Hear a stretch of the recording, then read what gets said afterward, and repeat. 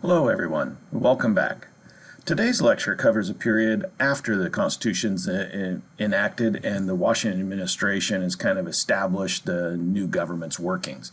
And really in this period that comes after Washington decides to retire from public life and return to his estate of Mount Vernon, there's really one figure that kind of comes to dominate this era, right? This time period. And it's a guy that we've already talked a lot about, and his name, of course, is Thomas Jefferson. And you'll see here on the title slide, on the right-hand picture, that's actually his tombstone, his obelisk, right? He actually designed it himself before his death and said this is what he wanted to be remembered for. And in a large way, he is going to be a dominating figure, kind of looming just like this tombstone does in Monticello, his family estate. It kind of looms over the graveyard. Well, he looms over this period that we're about to look at. He's quite influential. We kind of talked about it a little bit last time. He's the counterpoint. He's the other alternative to Alexander Hamilton and Hamilton's kind of federalist policies that Washington's been adopting. So after Washington retires from the scene, a lot of people want to see Jefferson take over and kind of undo some of these federalist ideas. And of course, whoever succeeds Washington, they're going to have to deal with another big thing, the thing that's in the left-hand picture of our title slide. And that, of course, is this revolution that's sweeping France and actually starting to spread across Europe. As France goes through its transformative process of becoming a republic, getting rid of nobility and monarchy, those passions kind of sweep Europe. French armies are raised. People in France are incredibly excited about this. They feel like they have a government of their own to fight for now, and they're willing to do that. Europe is ablaze with war here in the 1790s.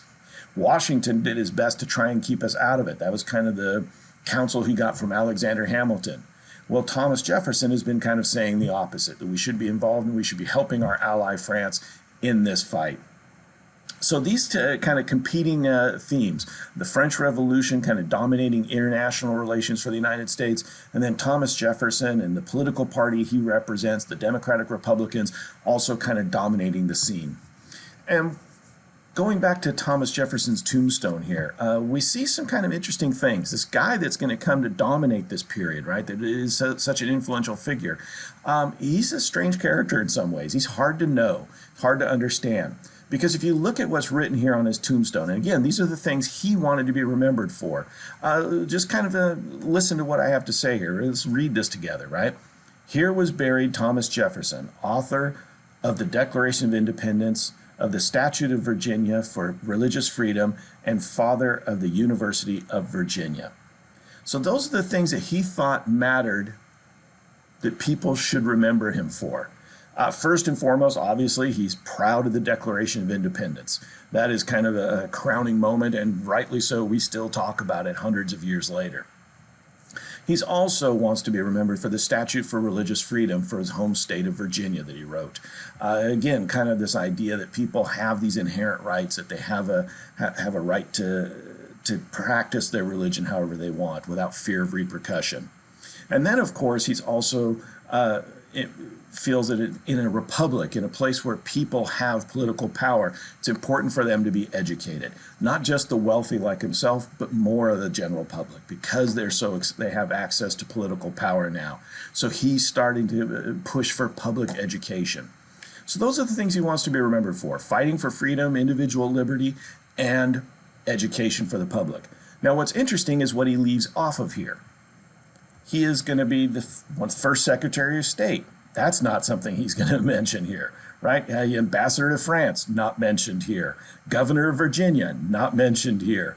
And of course, the two big ones, being President of the United States, not mentioned here, and the little thing called the Louisiana Purchase that's going to double the size of the country, not mentioned here. So you got to kind of look at this, right? This guy is saying something by remembering these things. He's discounting the importance of government and elected officials, that kind of thing. He wants to talk about kind of these individual liberties and freedoms. That's what he's really talking about. But then he's also a slave owner. During his lifetime, he'll own somewhere around 600 individual people, about 200 slaves on his plantations at any given moment during his lifetime. That's not on there either. So this guy Jefferson is a complicated person, and he kind of represents the complicated nature of this period that we're studying, okay? So kind of keep these things in mind as we go forward, because he is a looming figure, to be sure. Maybe not as omnipresent as Washington, but definitely he's going to have a lot to say on how this country looks and acts going forward. And that's kind of what we're doing today, is kind of seeing how all of this plays out. And of course, to kind of do this, we want to take a look at how this plays out in kind of a chronological way. We want to look at these Federalist presidents. Washington technically isn't a Federalist, but he supports all of their policies, and his cabinet is dominated by Federalists, right? His vice president is a Federalist, John Adams. So we're going to kind of look at how the ramifications of Washington's administrations play out, how the next president kind of does things, right, in Washington's shadow. And then we're going to look at one of the really important moments of American politics, the election of 1800. What really makes our country unique in a lot of ways is we're one of the first countries to not only break away from an empire and establish a republic without a monarchy, we're also one of the first countries to have a peaceful transfer of power, where one political group gives up complete control of the country to their rivals and accepts it. That really hadn't been done in human history in a real generational sense, right? And the ability to just kind of completely give over to the other side. There'd always been hangers-on. There'd always been some kind of contestation, of a reluctance to give up that power, but not this time. And then, of course, we have to look at some of the big moments here that come out of all of this. The War of 1812, when the United States is threatened, possibly going back into the British Empire by force. And, of course, what emerges after that, what's called the Second War for Independence, the War of 1812. So that's kind of what's on tap for us in this lecture. And we're going to begin here with these Federalist presidents. And truthfully, there's only one official Federalist president, although you can still make the case that Washington was secretly a Federalist. And that is, of course, John Adams. Now, as a way kind of review to remind ourselves of where we're at here, please remember that in the aftermath of ratification of the Constitution, there had been two groups during that process of whether we should change our government from the Articles of Confederation to the Constitution. One of those groups was the Federalists, made up of people like James Madison, Alexander Hamilton, John Jay, and even John Adams eventually, right? Saying that, hey, this is a good system of government, we should support it, right? This federal system where you have a national government, state government, local governments, kind of all falling in line, sharing power over the people, right? For the most part, these Federalists that emerge, this Federalist Party that emerges out of those Federalist supporters of the Constitution, right, they're going to be merchants. They're going to be people tied to trade. They're going to be people that are usually wealthy and educated, a little bit afraid of having a true democracy. They want to see more of a Republican style of government, one that is more distant from the people. It means you vote for a representative, and that representative does whatever he thinks is right and doesn't have to answer to those voters except in election times. So that's kind of what's emerged since the constitutional conventions of the 1788 period, 1787, 1788, after the Constitution is written. That Federalist group becomes a political party. The Anti-Federalists, the people that said, no, this new form of government is too dangerous, too powerful, too scary, right? Well, they eventually lost out. Enough of them were convinced to join and ratify and enact the Constitution that system now became the government of the country. But those fears of the Constitution, those people that are reluctant to fully embrace the Constitution, they can't see themselves as Federalists of supporting this thing. So they start to rally around a new political party that emerges. A lot of those anti-Federalists become Democratic Republicans. Thomas Jefferson is their figurehead, their leader, their kind of spiritual force, if you will. For the Federalists, it's Alexander Hamilton. Now, there's also something else that's kind of interesting that happens here. Federalists are people like Hamilton, Jay, and Adams. Madison is originally a Federalist. He wants to support this new government. He feels that this Constitution is really the answer to a lot of our national problems. But when it is enacted and Washington starts turning to people like Hamilton over and over again to institute their ideas, and they used the power of this new government to enforce their ideas. Things like the second U.S. bank, things like the whiskey tax that was put down by this federal government through a military campaign in western Pennsylvania. People like Madison, who originally had supported the Constitution, couldn't become members of this Federalist Party. Madison transitions over to the Democratic Republicans. He actually becomes Jefferson's right-hand political man, what we would today kind of call a chief of staff or a political confidant, right? He's actually the guy running this new political party. Jefferson's the figurehead, Jefferson's the symbol, Madison's the guy getting the dirty work done of running this political party. So we kind of see here during Washington's administration, these battle lines are drawn out. These ideas are starting to fly around, right? And one of the things to kind of think about is that this Federalist power, or this Federalist Party, thinks that this Constitution gives them virtually unlimited powers. They're passing things like the U.S. bank bill. They're pushing for things like the whiskey tax through the implied powers, right? They're creating all kinds of things like the Treasury Department that isn't called for in the Constitution. They're creating it using Article 1, Section 8 of the Constitution, that the Congress has the right to pass any laws that are deemed necessary and proper. Well, to these Democratic Republicans, and people like Madison especially, who are going to kind of leave the Federalist side and join the Democratic Republicans, that's exactly what they didn't want to see happen with this new government. They felt that it truly was a limited government, that the people in power wouldn't use that power unwisely or unjustly. And to them, it seems like people like Hamilton really are abusing that power. And that's kind of the system we're in here, right? That's the period we're at. While Washington's in charge, while Washington's president, and he serves 2 terms, 8 years as president, he can kind of keep a lid on all of this. But in 1796, Washington decides for the 3rd time in his career that he's going to walk away from power. He could easily have been president for life. But Washington felt that was too dangerous, that was set a bad precedent, and he was very aware that being the first president meant he was setting a lot of precedents. And he wanted people to understand that power wasn't yours to keep forever, that it could only last so long. You were doing the people's work, so to speak. So in 1795, Washington says, I'm done. In 1796, you're going to have to choose somebody else. Don't choose me. I'm retiring, going home to my private life. And most people felt that we owed him. He had a right to do that. But that, of course, opened up the question of who would succeed him, who would become the next president of the United States. And these two political parties, the Federalists and Democratic Republicans, want to make sure their guy becomes the next president of the United States. Which brings us to this big election. In 1796, John Adams is put forward as the standard bearer, the presidential candidate for the Federalist Party. Thomas Jefferson, of course, for the Democratic Republicans. Now, there's something that you should kind of be asking yourself right here. Why is it John Adams? Why isn't it Alexander Hamilton, the guy that is the spiritual center of the Federalist Party? Why isn't Alexander Hamilton running for president? Well, one of the quirks of the Constitution is that they defined the criteria to be eligible to be president very simply, that you had to be at least 35 years of age and born in the United States. Well, Alexander Hamilton wasn't born technically in the colonies or the United States. He was born in the Caribbean. So that made him technically ineligible. Now, they could have fought for it, but in the end, Hamilton decided to not try to lessen the Federalist Party's chances of keeping the White House. So he acquiesced to John Adams, who was kind of like-minded on a lot of issues, and Hamilton put Adams forward as the candidate for the Federalist Party.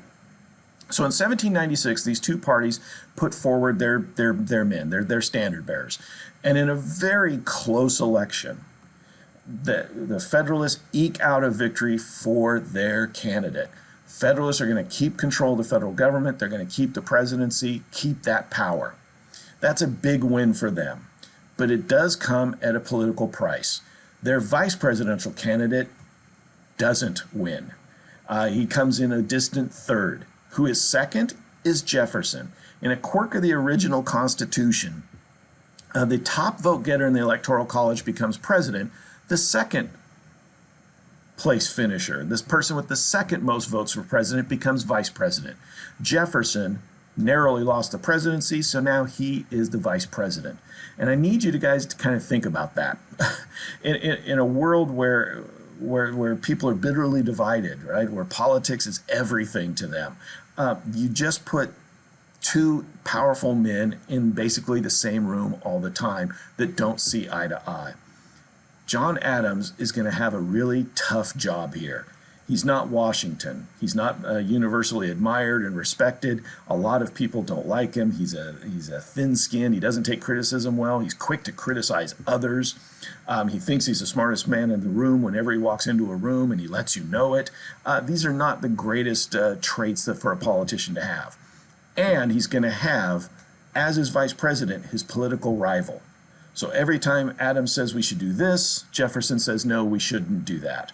And that confrontation, that conflict is going to be an incredibly big part to dominate Adams's presidency. So here in 1796, the Federalists are feeling good that they've won, but we secretly are actually are pretty aware that this is not going to go smoothly. Adams just doesn't have the political clout, the gravitas that Washington does, so it means he's going to be challenged and pushed back against more than Washington ever was. And of course, that'll grate John Adams' skin. It'll rub him raw. It'll make him even more bitter, even more small, and just petty at times. And that, of course, will make things even harder for him. So here in 1796, this election has a big consequence, right? Adams, again, is a very smart person. He's the guy that actually designed the system that Massachusetts state was based on, that eventually the Constitution would be based on. So this guy is smart. He does know what needs to get done. He's just not good at really kind of placating people and getting those things done. He thinks that if he says something needs to be done, then people should just fall in line, and that's not really how politics work. So he's going to struggle here. And of course, having his political rival as his vice president is going to make it all the harder. And of course, he has this big international problem of the French Revolution. There are French people in the United States saying, why aren't you helping France? Right? Why aren't you raising troops? Why aren't you sending money? Why isn't America helping France like France helped America? France is at war, after all. We're allies with France. Have been since 1778. In those 18 years, we haven't done a lot to help France. So this guy, John Adams, has a lot of challenges. And actually, we need to be a little bit kind to him here. He does pretty well considering his personal limitations and then just all the issues he has to deal with. He actually gets some big things done. But he also has some big missteps that are going to really complicate his legacy. One of the first things that's going to really challenge Adams is dealing with France. It's one of the first things he kind of works towards. And of course, France has a right to be upset with us. During Washington's administration, John Jay, a Federalist, was sent over to Britain to negotiate a trade agreement, to at least open the door to trade between the United States and its former imperial power, Great Britain. It's a very limited treaty, but it does allow some trade to flow between the two nations, Britain and the United States. And of course, Federalists like this because that's who we've always traditionally traded with. That's where most of our goods go, is to Britain. Of course, for France, it's a betrayal. Here we are trading with their enemy at a time of war when France and the United States are allies. We're not being the best allies here. Adams, after he becomes president, realizes this has to be worked out. He wants to send a delegation to France to kind of renegotiate our alliance, to really explain to France that it's just not going to happen. There's no way we can help them. We're too weak. We're broke. It's just not something that's possible right now to be military and political and economic allies with each other. When that delegation gets to France, however, they're not accepted by the French government. The French government refuses to speak with their own allies, the United States. They're that upset with us trading with Great Britain. And in the end, the French government sends people to say, if you want to negotiate with us, you have to pay bribes. It becomes known as the XYZ affair. And of course, Adams is upset about this. He can't believe that our own allies are forcing us to pay them to just talk, right? He sees it as an affront. He sees it as being disrespectful to the United States. And honestly, he can't pay the bribe anyways. The United States just doesn't have the money. So in the end, he has to pull these negotiators back, and he has to kind of deal with a now hostile France. What ends up happening is by 1798, French ships are now attacking American ships going to Britain. Britain is attacking American ships going to France. So now we're very much caught up in this European conflict. And one of our own allies is now attacking us. It becomes known as the quasi-war. The United States and France are shooting at each other, allies shooting at each other, and the United States is ill-prepared for this. Adams decides we have to raise taxes, we have to start building our military. This could turn into a real big war with France, right? Right now it's ships shooting at each other. But eventually the French could send an army here, and there's nothing we could do about it. So it's all through 1798, Adams is trying to build up the United States military. He starts building up the United States Navy. There really is no United States Navy in 1798. He starts getting naval architects to start designing ships, building ships, starts expanding the U.S. Army. So that means he needs money, which means taxes start coming out of Congress to fund all of this, which just upsets his vice president more and more every day. When Adams sends the delegation to France to try to renegotiate our alliance, Jefferson says we should be embracing France. We should be helping them. We should be sending soldiers, not delegates. When France starts attacking American ships, Jefferson says, well, that's what we get for not being good allies. When Adams starts saying we need to expand the military, Jefferson says only if we're going to use it to help France and attack Britain, which is obviously not what the Federalists have in mind, not what Adams has in mind. So every time Adams does something, Jefferson snipes at it, right? Criticizes it, puts op-eds in papers telling people why Adams is making such bad choices, which just gets under Adams's skin, just makes him more and more upset all the time. Eventually, the president and the vice president aren't even talking to each other. Jefferson actually leaves the White House and goes back to his plantation in Virginia at Monticello and just refuses to even have anything to do with the Adams administration. So things are breaking down pretty quickly here in the United States right after Adams's inauguration and presidency began. And that's what brings us to really kind of the crucial moment of Adams's administration. As he's getting criticized by people like Jefferson and other Democratic Republican politicians, as French citizens are in the United States calling for the United States to quit fighting France and joining France against Britain, Adams and the Federalists decide we need to calm all of this down. We need to get people behind the government. We need to get people on board with a possible war with France and to make sure that we're getting prepared for that war. And to do that, they decide to pass two acts through this Federalist-dominated Congress. The first one is the Alien Act, passed in early 1798, that basically gave the president incredible powers to decide who could be in the country if they weren't already a citizen. If you're a foreign person coming to the United States, foreign-born, the president had the right to send you back, to deport you anytime he wanted. They make it longer and harder for you to become an American citizen, that you'd have to live here for more years. That made it easier for him to deport you, to get rid of these French citizens that were stirring up trouble in Adams's opinion. So here in 1798, the president takes on a whole bunch of powers that aren't in the Constitution. Of course, Federalists say, well, it doesn't have to be in the Constitution. Article 1, Section 8 lets us do this. Democratic Republicans, on the other hand, said this is an abuse of power. It's a dangerous precedent that these Federalists are doing. They're dangerous for the nation. But it's really the next law, the Sedition Act, is the one that really scares a lot of Democratic Republicans. This one says speaking out against the government is a criminal offense and you can be put in jail. It's called the Sedition Act, passed a few months after the Alien Act. And this one is actually pretty abusive.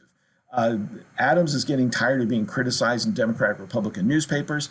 This law gives him the power to arrest those people and put them in jail without even giving them a trial. Basically just censoring the press. Going expressly against the First Amendment that says freedom of the press is guaranteed. So once again, Federalists say they have this power there where the country's at war. We have to be able to unite the country. We can't criticize the government. Of course, Democratic Republicans say, you're taking away people's liberties, you're abusing your power, this is a dangerous moment. So here in 1798, things are really kind of starting to get split. The nation's actually getting split here. People are having to choose sides politically as to which party they support. And out of this comes a big response from the Democratic Republicans.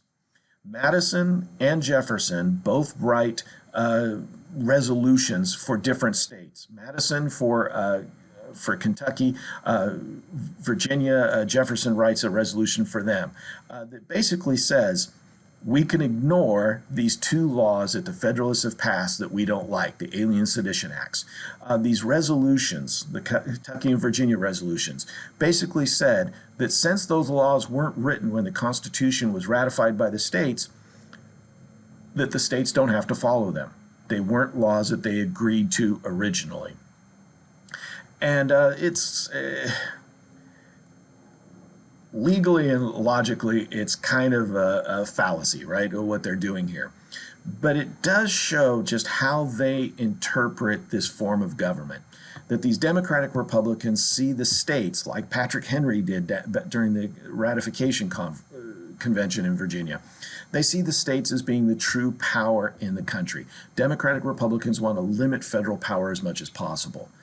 This is a way to do that.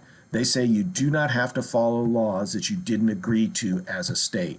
Now, that's not what the Constitution actually says, but that's how they're going to interpret it. That's where that strict constructionism that we talked about last time comes from, right? This idea that states, that people, or the government, the federal government, is only allowed to do what is in the Constitution. If it's not written there, they can't do it. That's a strict constructionist. These resolutions by Madison and Jefferson very much are leaning on that idea of strict constructionism. And in a way, they're actually just as dangerous as this Alien Sedition Acts that they're opposing. Now, it's true, those Alien Sedition Acts are abuses of power, but you can undo those laws. You can get rid of them. What you can't do is undo the power of the federal government. If Kentucky and Virginia can actually ignore these two laws, well, then technically they can ignore any laws they want, and this federal government has no real power. So all through 1798 and 1799, these arguments are raging through the American press, through American coffee houses. People are debating this stuff left and right, which means that the next election, the election of 1800, is going to be an incredibly important one. And it's not just the Alien Sedition Acts that's got people talking, right? You can actually see in other ways this debate between how much power a federal government has, just what it can and can't do, showing up in other ways as well. One of them is kind of a curious thing. It's building roads. Now, in the end, you would think building roads is kind of a natural, smart thing for governments to do, and a lot of Federalists agree with that. One of the first major federal projects that this government does is a thing called the Lancaster Turnpike. It's to connect two cities, the city of Philadelphia in the eastern part of Pennsylvania and the city of Lancaster, kind of in the center part of Pennsylvania. It's only a 62-mile long road, but those 62 miles had never really been connected by road before, these two places, Lancaster and Philadelphia. And Federalists thought, well, this is a good way to make it easier for people in western Pennsylvania, all those farmers upset about the whiskey tax from a few years earlier. This will make it easier for them to sell their crops. It'll make it easier for them to make money and to pay their taxes. So the Federalists said, let's build this road. It'll be built with federal dollars.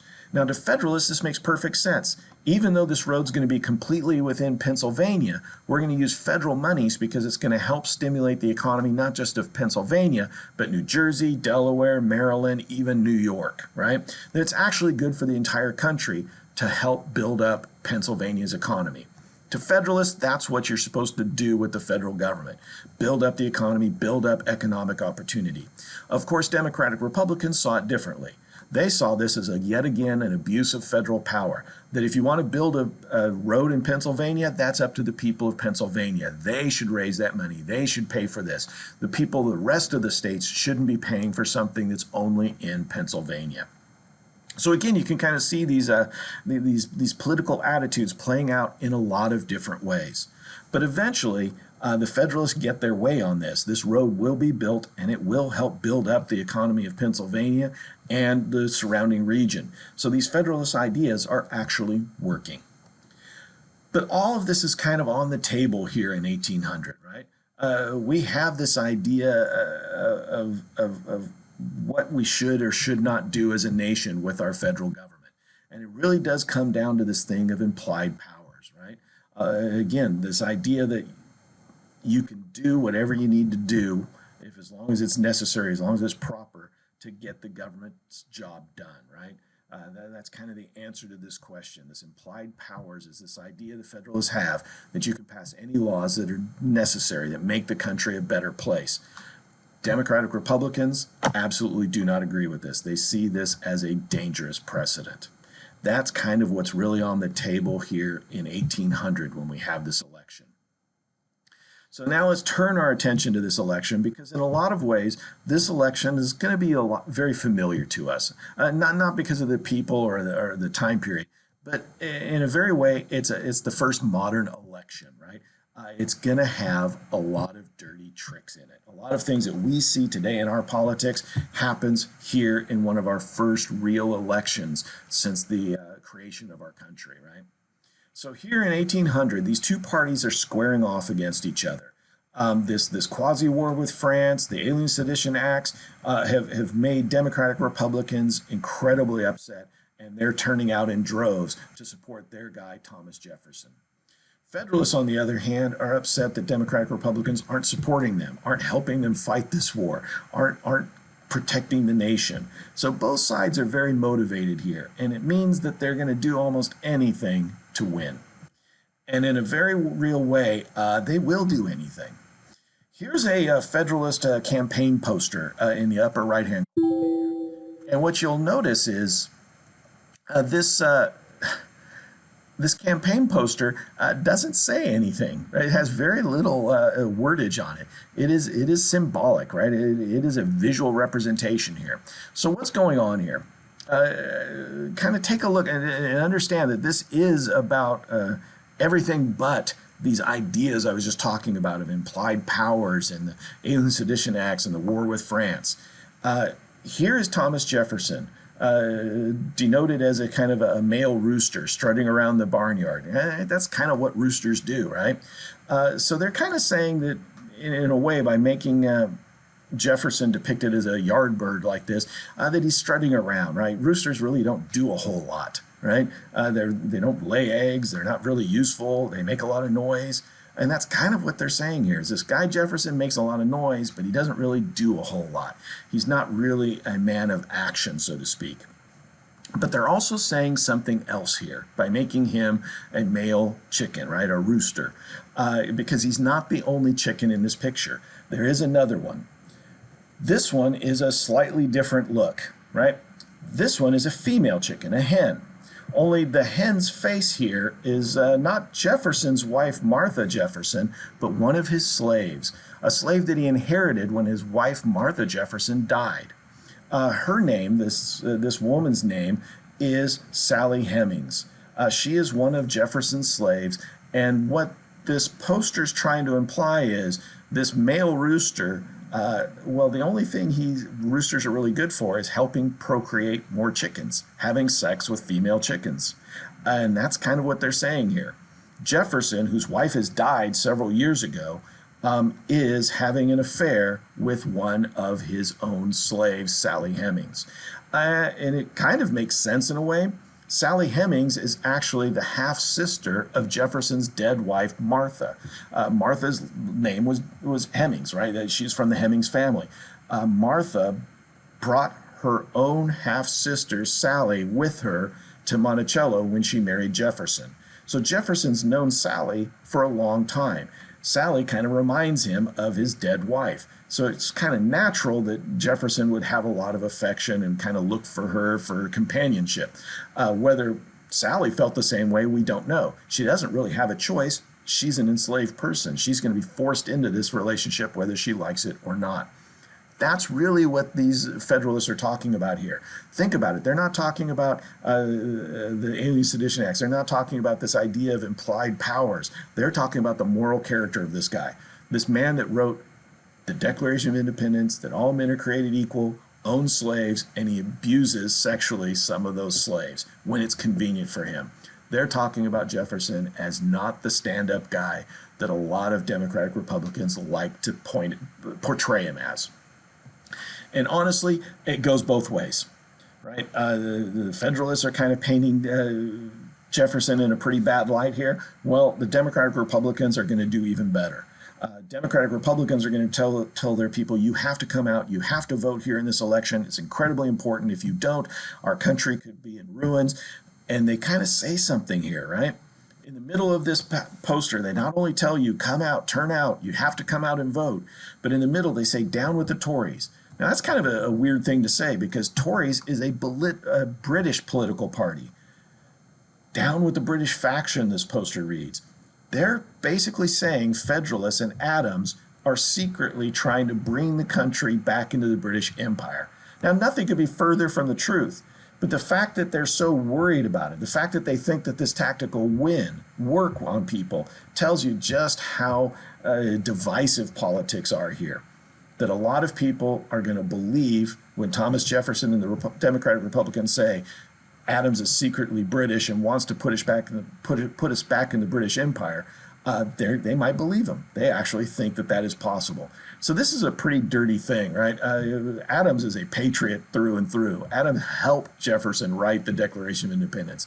Adams helped create our form of government. The last thing he wants to do is put us back in the British Empire. So this is a brutal affair, and of course it gets people to come out and vote. Now, in the end, Thomas Jefferson wins the election with 73 electoral votes. His vice presidential candidate, Aaron Burr, also received 73 electoral votes. John Adams is kind of a distant second here, or third technically, right, at 65. And of course, his vice president, Edward Pinckney, is at 64 votes. So in the end, the Democratic Republicans sweep this election. But then they have a problem. Aaron Burr, who's technically the vice presidential candidate, decides, hey, I've got 73 electoral votes, maybe I should be president. So here in 1800, there's a big question of who just won this election. It's obvious Adams and the Federalists didn't, but which of the Democratic Republicans did? Is it Jefferson or is it Burr? Now, when the Electoral College can't decide, Burr gets his voters to stick with him, Jefferson gets his voters to stick with him. That means the Electoral College keeps tying vote after vote. They can't determine a winner. Now, what could happen here, or what does happen constitutionally, is this vote then has to go to the House of Representatives.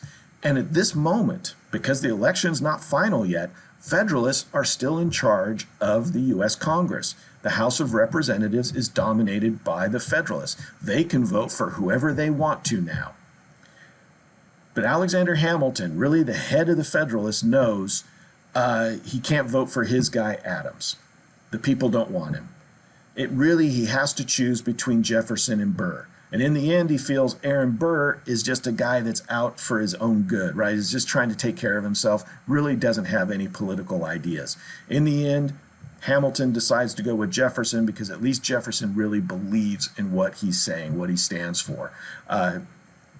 Hamilton doesn't like either of them, but he feels at least Jefferson is true to his nature. Burr is just a political opportunist. So this crisis kind of gets averted here in 1800, but it does show that there are some problems with this system. That's where the 12th Amendment comes in that says, hey, look, whoever's running for president, they get the electoral votes for president. Whoever's running for vice president gets electoral votes for vice president, and that's how it'll be from now on.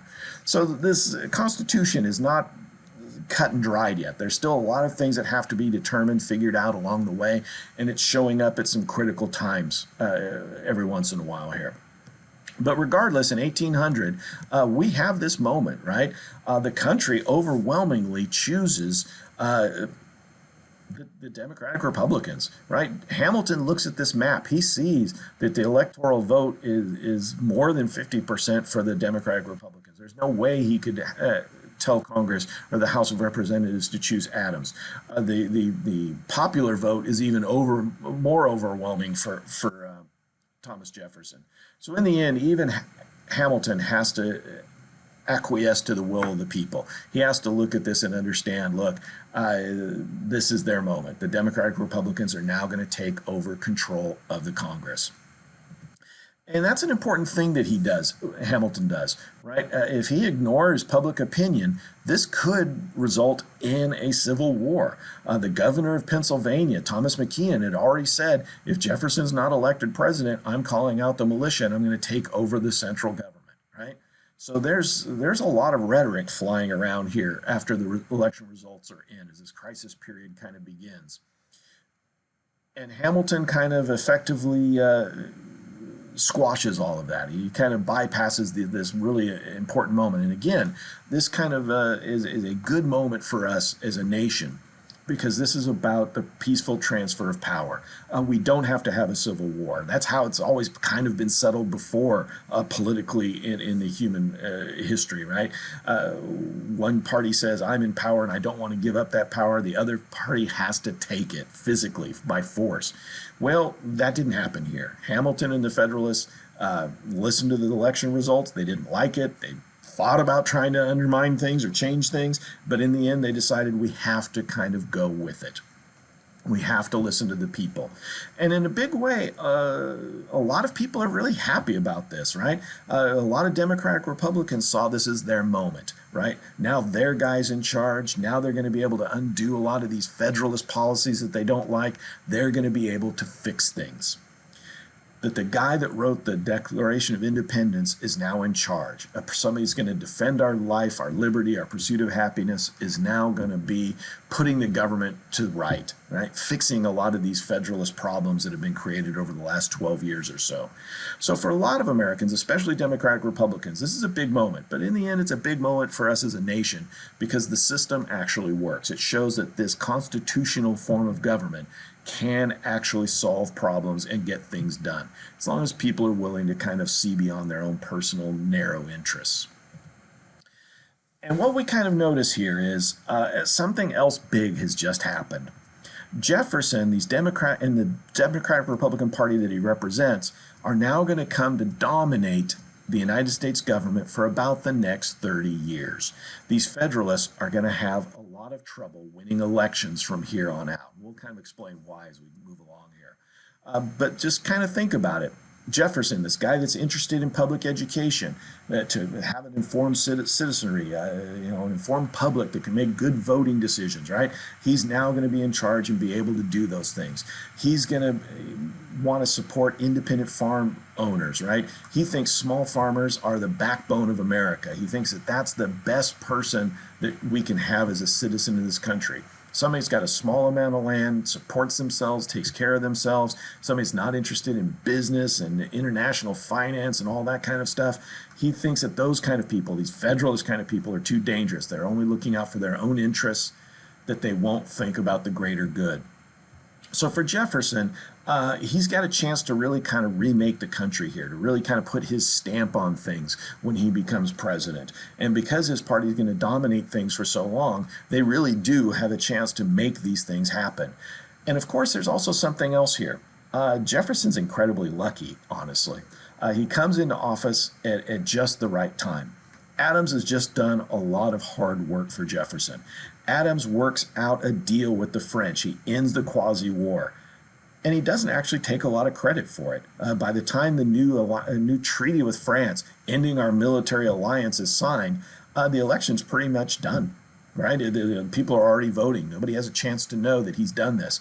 So he doesn't even talk about it. The war just kind of disappears in all this political chaos of the election of 1800.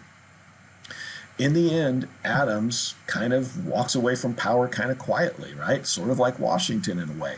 So Adams has kind of a good moment here, but it's kind of overlooked because of all the drama that's going on around him. But Jefferson can really kind of benefit from all the hard work that Adams and Washington have done before him. We have a treaty with Britain, so we can trade with Britain. Now that we have a treaty with France, we can trade with France. Now that Britain and France aren't fighting at the moment, we can trade with both of them and not have any problems.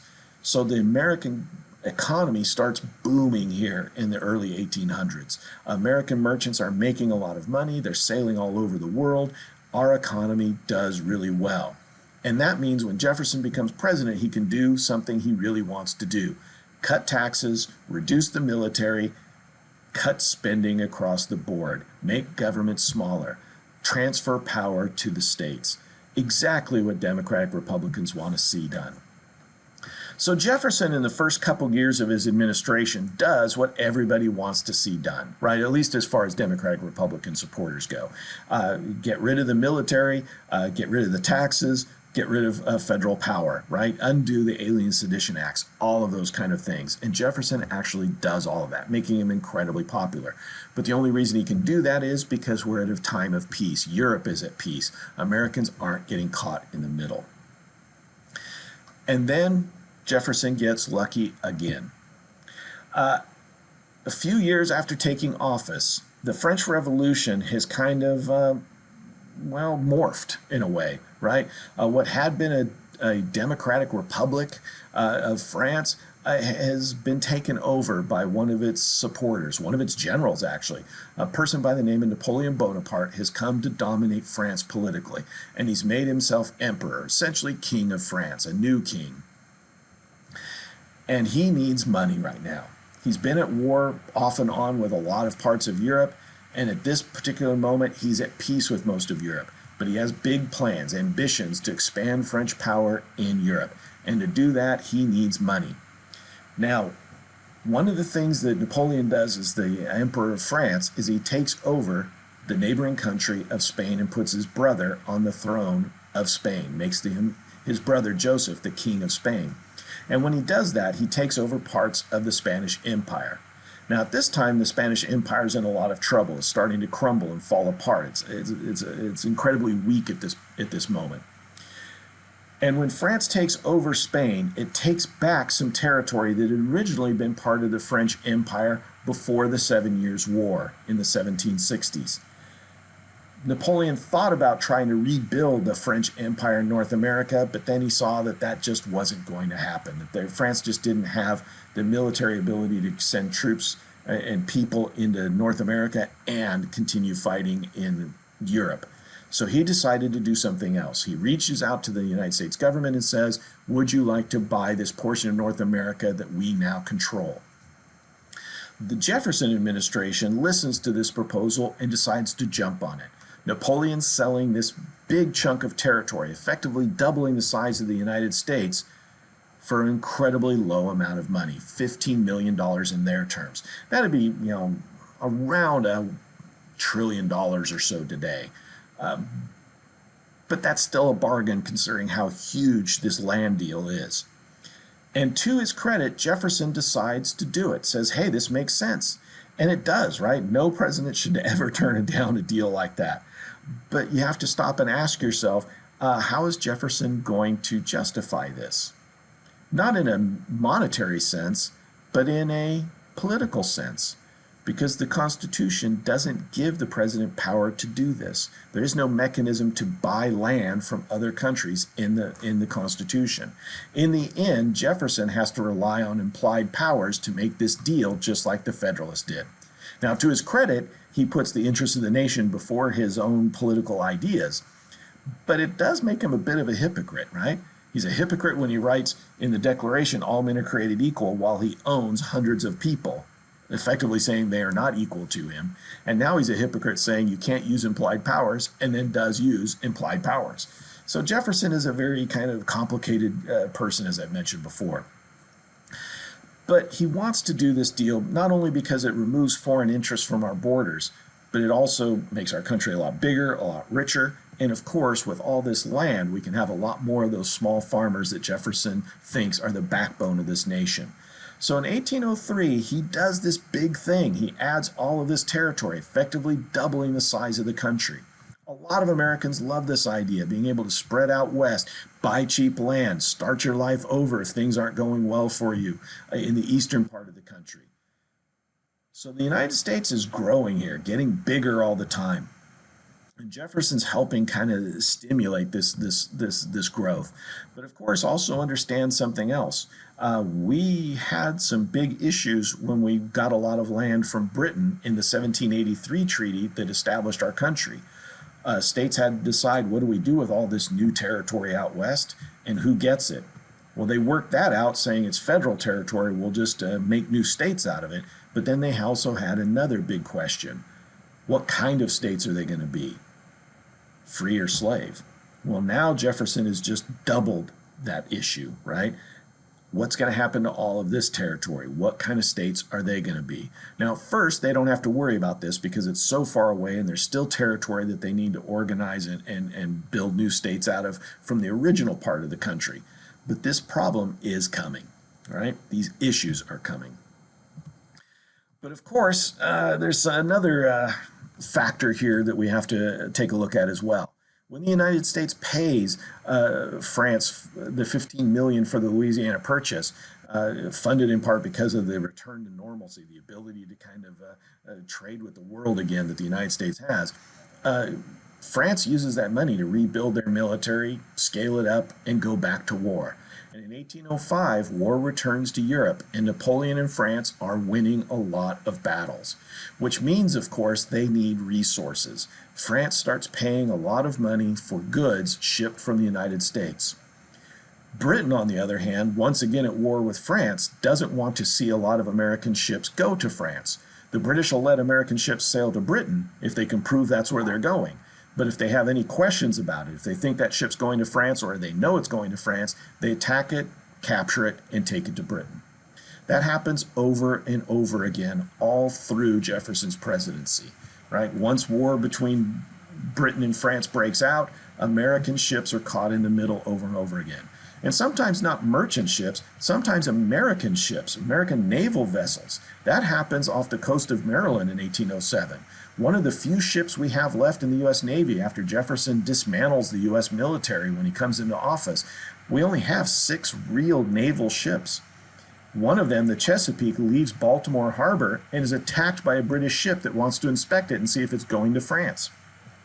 The American commander says, well, obviously we're a U.S. naval ship. We're not going anywhere other than where we want to go. But the British don't care. They feel that they can really do whatever they want here. The United States is militarily weak, so they fire on this American ship. Technically a declaration of war, board the American vessel, inspect it, and then leave.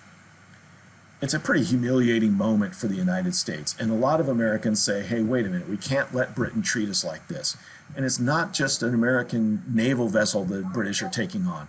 They're often going on American ships, grabbing sailors, because the British Navy needs men. They need sailors on their ships. They're at war. They need as many people as they can get. So they grab people whether they're British or not. There are a lot of British sailors that are kind of defecting, running away to the United States, because being in the United States working on a merchant ship for Americans, it makes you a lot more money, is a lot easier than being a British naval sailor. So there are a lot of British deserters on American ships, but the British don't really care. They're taking everybody, even American citizens. So all through Jefferson's second term, right? He's elected easily in 1804 because of the Louisiana Purchase deal. But from 1805 on, he has this big issue with Britain. Americans are saying, hey, wait, we can't let Britain push us around. We need to stand up to Britain here. We need to do something about this. And Jefferson is reluctant to do anything because he knows we're not prepared for a war, that we can't really stand up to Britain. He might want to help France, but he doesn't really like Napoleon that much because Napoleon's kind of subverted the French Revolution for his own personal gain. So Jefferson's kind of on the fence here as to what to do. So that's why he goes the way he does. Here near the end of his second term, Jefferson starts pushing through a law. The Democratic Republicans dominate the Congress, right? The Federalists are losing power constantly. So it's pretty easy for Jefferson to get whatever he wants out of Congress. And he asked Congress to pass a thing called the Embargo Act, that the U.S. is not going to send ships out there into the world, trade with any country that is at war. Keep American ships at home, stay out of the war, nobody gets boarded, no ships get sunk, no American sailors get killed. It makes sense on paper. Problem is, France is paying a lot of money for goods. If you're an American merchant and you can get a ship out there, get to France, make it through the British ships, you make a lot of money. And of course, Americans are pretty good at this, right? We've been doing it our entire history. Even when we were part of the English Empire in the 1660s, we were smuggling, we were cheating the system. American merchants are pretty good at working this out. Now, honestly, most American merchants follow the law. They refuse to leave port, or they only sail around to American ports and only trade with countries that aren't at war. But most of Europe is wrapped up in this war, so really finding places to trade is pretty limited, which means the American economy takes a major hit. A lot of people start worrying about what's going to happen to the country. A lot of merchants say, you can't do this. And stop and think about it. They're kind of right, aren't they? Those merchants saying that this embargo act is illegal. Because where in the Constitution does it give the government the power to tell you what you can and can't do with your own ship, where you can and cannot sail? Jefferson is using the implied powers clause just like the Federalists before him did with the Embargo Act. By 1808, this pressure is starting to kind of weigh on Jefferson. He relents a little bit. He says, okay, I'll let you go and trade with any country except France and Britain. Even if they are technically at war with each other, you can go to anybody but France and Britain. Don't get in between those two countries. But once he releases some of these restrictions, everybody starts sailing to France and Britain anyways. Really to France because they're paying the most. That's where you can make the most money. So by 1808, there are a lot of American ships sailing in the ocean. Most of them are being attacked by the British. The few that make it through to France are making you rich. So this problem is only getting worse. And that is where, once again, Jefferson's timing is important here. Jefferson decides in 1808, as the situation is really starting to fall apart, that 8 years is the right amount of time to be president, that he's going to follow Washington's lead, and he's going to leave after 2 terms. He's been in public life for more than 30 years, if you stop and think about it. So it kind of makes sense for him to retire here. And he starts another great American tradition of presidents creating problems and then leaving office, letting the next guy deal with it. So here in 1808, Jefferson retires from the political scene. His right-hand political man, James Madison, his Secretary of State, is the guy that's going to have to step in and fix this because he becomes the next president of the United States. But really, Madison has been running the government for Jefferson for the last 8 years. All of Jefferson's ideas really are Madison's ideas. And when you get down to it, he doesn't have any better ideas than Jefferson does. He tries to revamp this embargo or non-importation laws that were passed under Jefferson, but they really don't work. Once again, the British keep attacking American ships going to France. American troops or American sailors are being taken into the British Navy, which is called impressment, right? This situation is blowing up under Madison. Eventually, public pressure just swamps him, saying we have to stand up for ourselves. We have to fight against the British. They're treating us like colonies all over again. And in 1812, Madison decides we've had enough. We have to stand up to the British or else they really do control us. And there's another side to this as well. Napoleon has been winning for the last 5 years. Here in 1810, 1812, Napoleon dominates virtually all of Europe. There's really only 2 European countries Napoleon doesn't control right now, one way or another, Britain and Russia. And in 1812, Napoleon's going to take Russia off the table when he amasses one of the largest armies ever seen in human history, more than 250,000 troops that he's going to march into Russia to conquer that country. So Madison and his advisors think if there's one time you're going to go to war now when Europeans are busy fighting each other, and maybe we can just maybe win a war against Britain again because they're distracted. So in June of 1812, we go to war with Britain over the way Britain's been treating us and hoping that this will work out. The plan here is to take Canada as leverage, really, right? We're going to send American troops, although there isn't much of an American army. We'll raise state militias, we'll invade Canada, take over Canada, and then use that as a bargaining chip. Either we'll keep it for ourselves if Napoleon wins the war in Europe, or we'll give it back to Britain and if Napoleon loses. Problem is, we don't take Canada. The people of Canada fight back. The American leaders aren't particularly great. There aren't a lot of American troops. Canada is still a long ways away back in that period. There aren't a lot of roads. It's not easy to get there. It's a bit of a fiasco. In the end, the best the Americans can do is burn down a couple of Canadian towns, which they're going to return the favor for in just a few years, right? So by 1812, 1813, things are not looking great for the United States. And then comes news of something else. Napoleon's gamble in Russia has failed. His army's been wiped out. He's on the run. Europe is rising against France. The British are free to actually attack us. So by 1813, British ships are showing up off the coast of the United States. By 1814, the United States is actually under attack by British troops, some coming out of Canada, others being landed on our coasts all along our seaboard. So things are going kind of badly for the United States here in 1814. And, of course, as this war turns around and goes against us, our economy, of course, falls apart. And a lot of these Federalists decide enough's enough. The Democratic Republicans are ruining things. Madison doesn't know what he's doing. They decide to hold a convention in New England. That's kind of the seedbed, right? That's kind of the center of power for Federalists, right? They're still winning elections in New England. They decide to hold a convention in Hartford, Connecticut, where they're going to decide, what do we do about all this? How can we get back to normal? How can we undo all the problems the Democratic Republicans have done? And in this convention, one of the ideas that's floated, it's not actually engaged on, it's not actually done, but these Federalists do talk about maybe New England should just leave the United States and join Britain. Not as a part of the empire, but as an independent nation, become an ally with Britain. Now, in the end, the Federalists decide, no, we don't want to do that. But just talking about it at a time of war looks really bad. It makes it look like they're treasonous.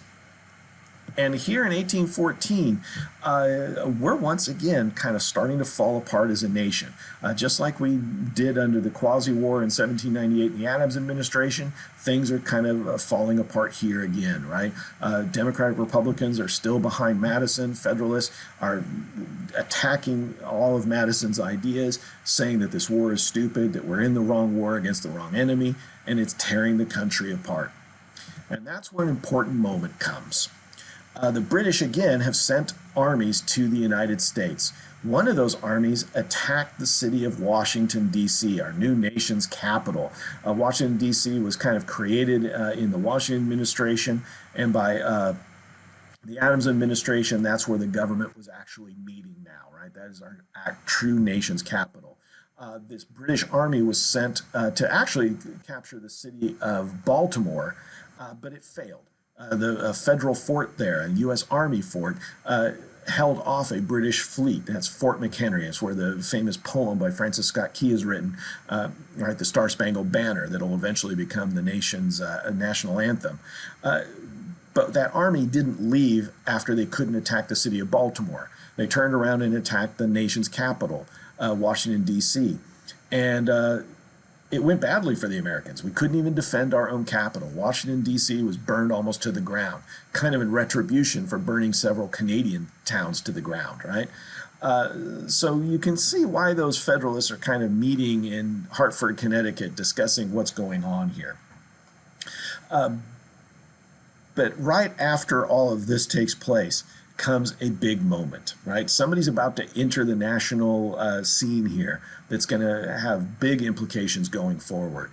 That person is Andrew Jackson. He is a U.S. general, right? He's an American military man. He's been in the U.S. Army off and on most of his life, one way or another. He started as kind of a young militia kid, right, at about the age of 15, fighting against the British in his home territory of the Carolinas. We're not sure if he's born in North Carolina or South Carolina, but he does join up to fight against the British when one of his older brothers is hurt by a British soldier.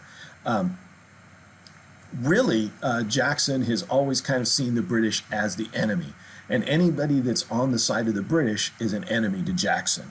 And that, of course, meant mostly Native Americans. A lot of Native Americans sided with the British in the War for American Independence, and now again in the War of 1812, because they saw the British as the ones that were supplying them with weapons, and the British weren't taking their land from them, like Americans were.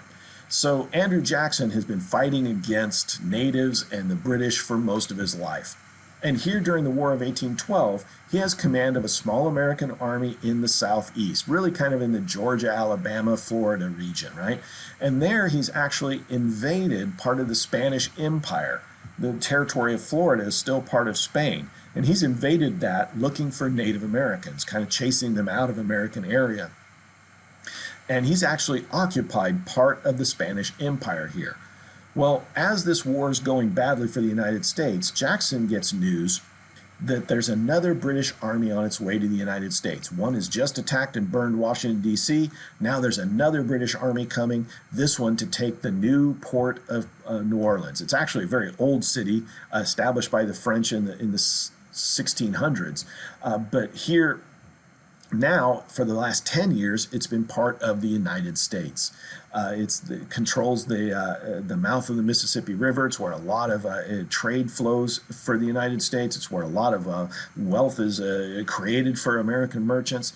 And the British know this is a way to hurt the Americans and tear up the United States, right? Divide it geographically. So Jackson realizes this too. He knows that this British army is going to show up, cause a lot of problems, possibly destroy the western part of the United States. So he takes his little army and moves west. He gets to New Orleans before the British. He raises a bunch of militia troops and decides to get ready for this British army. Now, because Jackson's a good military commander, because he's kind of a no-nonsense person, he's known by his men to be a hard guy, right? He's been hard on them. He's harder on the enemy. He's known as kind of a no-nonsense person. So when he tells them to get ready to fight, they know they need to fight. And they dig in and prepare because Jackson knows his men can't really fight against the British in a traditional, open field battle where the two sides line up against each other a few yards apart and just start shooting. The British have more training. They have more discipline. His guys can't handle that. What he knows his men can handle is put them behind some earthworks is what they're called, right? Entrenchments, as we call them today. Fire from positions of cover. His guys are pretty good shots if they're not panicked, and he can take the British that way. And that's what he sets up to do. He knows where the British have to attack the city of New Orleans. He gets prepared. He puts his army in the way. This guy knows what he's doing. When the British do show up, about 4,000 British troops march on this little American army of maybe 2,000 total. And that British army is decimated. Within minutes, half that British army is dead or wounded. Only 13 Americans are killed in this battle. In the end, this becomes a huge American victory. Once again, we have defeated a major British army and shown that the United States is not just going to roll over and be conquered by the British. What is truly sad about this, though, is it all meant nothing. The battle was essentially won after the war was already over. Secretly, the British and the Americans had been meeting since the middle of 1814, trying to end the war. And they had actually come to an agreement. Things were going to kind of go back to the way they were before the war. We were not going to attack Canada. The British weren't going to attack us anymore. But they couldn't stop the attack on New Orleans before word of the treaty being officially signed could reach them. So this battle was fought anyways, really for nothing. But three important things kind of come out of this battle. First of all, even though it was technically after the war was over, it made Americans feel really good about themselves. The war hadn't gone really well for us. There were a few bright moments here and there, but this was a really big moment. American soldiers stood up to the British and really decimated them. It made Americans feel pretty good about their performance here in the war because it was at the end, the last thing in the war. The other one is it made Federalists look really bad. Here it is, they're talking about leaving the country, they're talking about joining Britain, and we're winning, right? At least in a technical sense, right? Or in a spiritual sense, I guess is a better way to say that. So here the Federalist Party is really broken by this moment. They look bad. The Democratic Republicans look good, right? At least look competent. And it really means that the Federalist Party, although technically is still going to keep running in elections and even winning a few local elections here and there, it's really done on the national scene. There is only going to be one real political party running this country for the foreseeable future. And then the other big thing is Andrew Jackson becomes a national hero. This victory is so big. People want to believe in our victory so much, right? That they see him as a hero. In some ways, it's perfectly understandable. Americans like military victories. Americans like to extol their victories. And of course, having it over the British made it all the better, right? The British that were trying to conquer us again, turn us back into colonies, Jackson stopped that in a very real way for a lot of Americans. So here in 1815, a lot has changed here in the United States. British power was kind of pushed back again.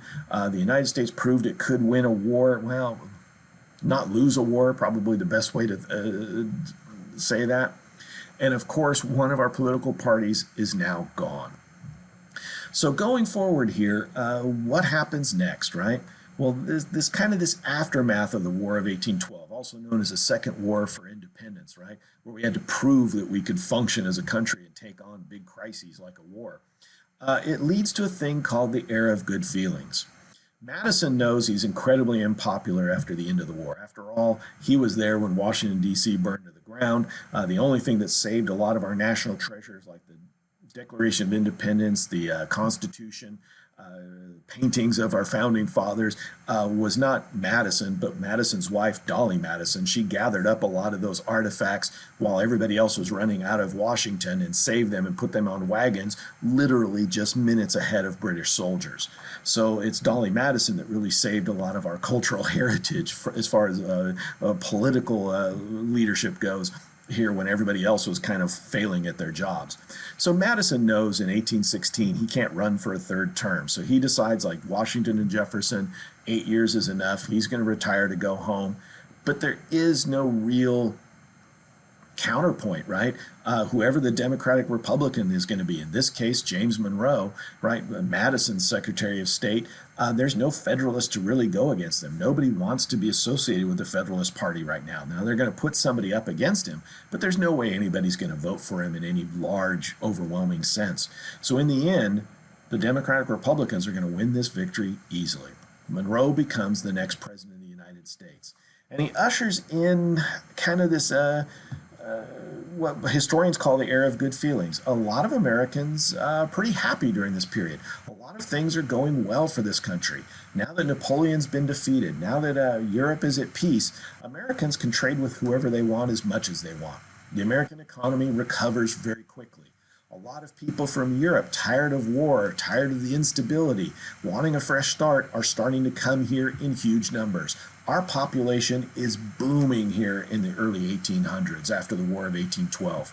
And of course, a lot of people are moving west. Look at what's happened here in just a few years. By 1820, most of the original territory of the United States is now settled. There's only a couple of spots left, what will eventually become Michigan and Wisconsin, that need to be formally organized into states. That Louisiana Purchase territory is now starting to be settled, and people are moving west. And that brings us back to one of those big topics. What kind of states are these going to be? Not politically, but on the issue of slavery. Louisiana decides to be a slave state. Missouri, settled mostly by people from Kentucky and Tennessee, also decides to be a slave state, but barely. There are a lot of people moving from places like Indiana and Illinois that live in northern Missouri that aren't as interested in slavery. So we kind of see we have kind of an interesting moment here during this era of good feelings, right? As the population expands, as the economy expands, people are feeling good about themselves, but there are some lingering issues here. There are some things that we have not dealt with, slavery being foremost amongst them. And that brings us to this moment called the Missouri Compromise. When this territory of Missouri decides to become a state or asks to be admitted to the Union, it really kind of brings up an important question. If we add Missouri and it looks like it's going to be a slave state, that means because of the 3/5 clause and the number of states, that the slave states have a chance of controlling first the Senate because they're just more slave states, and even having not control, but a pretty sizable minority of the House of Representatives. That really the slave states could have political control of the United States. And so far, every president except one, John Adams, has been a slave owner. So a lot of Northerners are very uncomfortable with the idea of another slave state coming in. That it looks like this territory that we purchased from France may be dominated by slave owners. So that's what brings us up to this idea of compromise. If Missouri is going to come in as a slave state, Northerners say, there needs to be a balance. Another state needs to come in to keep a balance in Congress, to make sure that both sides, neither side has complete control of the Congress. So in 1820, a young congressman from Kentucky by the name of Henry Clay steps into this and hammers out a deal between Northerners and Southerners. Clay is himself a slave owner from Kentucky, but he doesn't see slavery as his ticket to riches, right, to wealth. He'll use household servants most of his life, but eventually he'll get rid of slaves in his household. So this guy is not as tied to slavery. He really wants to focus on building up the American economy. So that is another thing that we're going to kind of come to in the next lecture, is this idea that Democratic Republicans are starting to adopt a lot of Federalist ideas. Even if the Federalists aren't around as a real political party anymore, their ideas are pretty decent in some cases, especially how to build up the American economy. And some Democratic Republicans, people like Henry Clay, are starting to really adapt them. Even the former president, James Madison, has been kind of pushing for some Federalist ideas. So here in 1812, right, or 1820, we do have this moment, right? People like Henry Clay want to kind of focus on this bigger picture, how to develop the country, and the way they think is best to kind of bury these issues is to go ahead and keep the Congress balanced. Keep a balance between free and slave states so neither one has control, so slavery can't be done away with or made legal everywhere, and that way we can just focus on these other issues. So in 1820, the decision's made, Missouri will be coming in as a slave state. To balance it out, to maintain this balance in Congress, the territory of Maine, which was originally part of Massachusetts, will be created. It has enough people now. They want to be their own independent state and not controlled by Massachusetts anyways. So they're going to come in as a counterbalancing force, right, as a free state to Missouri being a slave state. But that's not the only part of the Missouri Compromise. The other big part is they literally draw a line on a map saying everything above that line, what's known as the 3630 line, that will be free territory. All of that territory will eventually become free states except for Missouri. Below that line can become slave states. And because they're so close to other slave states, it's kind of understood that those 2 or 3 territories will probably end up being slave states. So once again, we've kind of done something. We've kind of put off answering this big question of whether we're a nation that has slaves or is slave free, right? We didn't answer it. We kind of kicked the can down the road. We punted on that issue. Use whatever metaphor you want, right? But in the end, they didn't answer this growing problem. We had it in 1776. We had it in the 1780s. Now it's come back in the 1820s, and we won't answer it because it's just at this point, too difficult for them to answer, right? But they are geographically dividing this country, not on politics, not on economics, but on the issue of slavery. Now, slavery obviously is tied into those other items as well, but it definitely is the issue that is dividing this nation more than anything else, and is definitely something we're going to come back to yet again over and over throughout the remainder of this course. Okay. So to kind of run things down here, just kind of a recap this lecture. Kind of keep in mind that when Jefferson wins in 1800, he very much is going to kind of set in place the Democratic Republican agenda for the next 30 years for this country, right? This thing called the War of 1812 is an incredibly important moment. We often don't give it a lot of attention in history classes because it's kind of seen as insignificant because there were only a couple of major battles, and honestly, we don't do that well in it. So Americans don't like to pay attention to things that we don't do well in. But there are some big things that come out of it. The Federalist Party is gone here at the end of the War of 1812. By 1815, very few people identify as Federalists. Very few people are voting for Federalists. There's a strong sense of nationalism now. Americans are starting to think of themselves more and more as Americans and less as Virginians or New Yorkers or Pennsylvanians, right? That very state-oriented identity is starting to be replaced by a national identity, right? And of course, Andrew Jackson is a major war hero, right? He's now a national figure. He's going to become a senator from his adopted state of Tennessee, and he's going to become a national political figure as well. And this air of good feelings is what's going to kind of help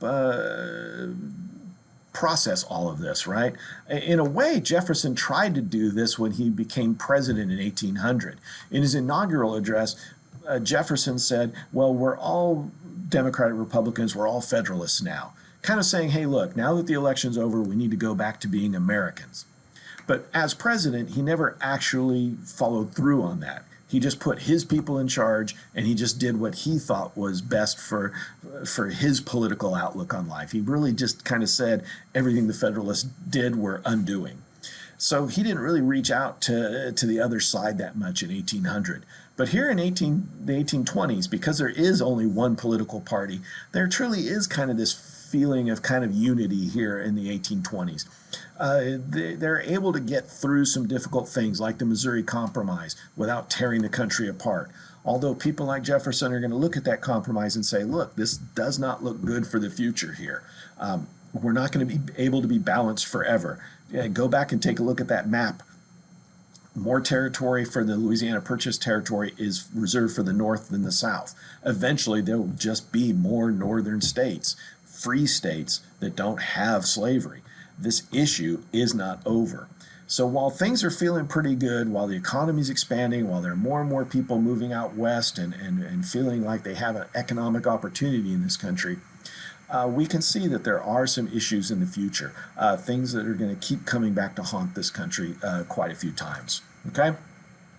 That's where we're going to leave it for this time. The next lecture, we'll kind of take a look at some of these big changes that are happening in the American economy, especially the development of a new cash crop for the South that is really going to amplify all this economic activity. And of course, that is the growth of the cotton industry. All right? So I'll talk to you next time. Thank you.